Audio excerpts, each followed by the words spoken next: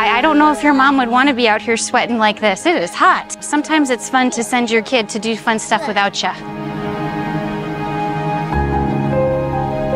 So this is my very first camp that I've ever been a part of. Even as a child, I was one of those severe introverts. And so I had no intention of coming this year, none. And this girl group is something super special for me. It's actually been a fantastic time. So I'm really glad I came. And it's neat to see the other little introverts in our group too that normally wouldn't have come, but then I dragged them along with me. So it's been pretty awesome. So this is for all of you girls, and I want for you to use them as a way to kind of reflect this week on what you value about your group, what friendships that have come away from this. We have been going to 121 for over 5 years now, and when we started coming, my husband and I love ministry, but we are also introverted folk. So if we don't get plugged in right away, we can kind of just drift into the background. So within a few weeks, we both went into different areas and asked, hey, do you have a need? And I talked with Diana, and they had an opening for a 5th grade life group leader. And I'd never led girls before. We'd done married couples, college, but it was a really neat experience. I had several of the girls that I got very close with, and they asked if I would continue up with them year after year after year. And so I went through 8th grade with them, so we had 4 years together, and it started to feel like that natural time of there's a transition headed.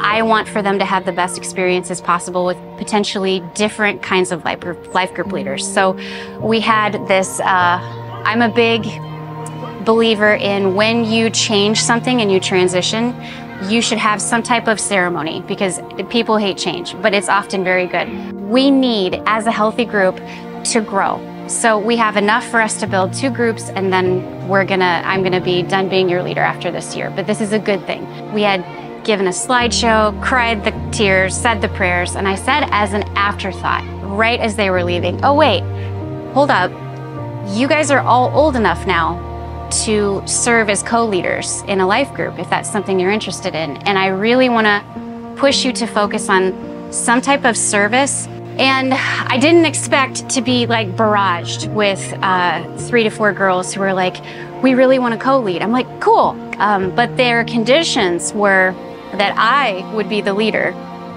I would go back down to 5th grade, and they would be my co-leaders, and I would teach them how to lead. And they just simply didn't take no for an answer. And I think that was something that was really beautiful. But I tried. I was like, no, I'm tired. I'm done. I did this. I walked it to completion, and I need a break. So we just talked about, you know, I would expect you to have training sessions, and you would have to be accountable and learn how to lead independently.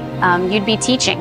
I knew they were very busy. I said, you need to check with your parents. No, let me check with your parents. So I connected with both of their parents, thinking these are 2 of the busiest girls that I know. There's no way.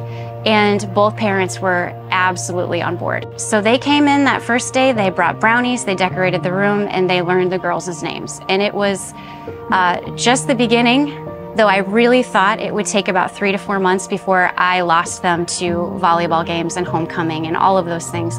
But they didn't, they stuck around. And they are some of the most devoted volunteers I've ever seen. It's been really neat. What God had in store with that was something so surprising. It has been the best life group I have ever led or been a part of. And I did not anticipate what a difference it would make in my personal faith. I've never been excited to show up week after week to a service opportunity. And I love that there are all different kinds of things that we're tackling. And it is not squeaky clean. There are no bows. There's lots of tough situations, but they come and they are more ready to learn and to grow than almost any adult women's group I've ever been a part of. The unexpected part of going back down, going through youth, coming back down to kids, is what I realized is they have given me so much hope. So much hope to be able to go, oh my goodness, I was wrong.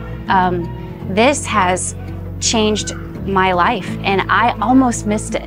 I almost missed this opportunity I am so glad I did, because it almost didn't happen. Had I not listened to these dogged high schoolers, lovingly manipulate me into this, I would have missed one of the biggest things God has ever used in my personal faith. And as I prayed for it a lot, I have decided that for the next year, I will be going up with you.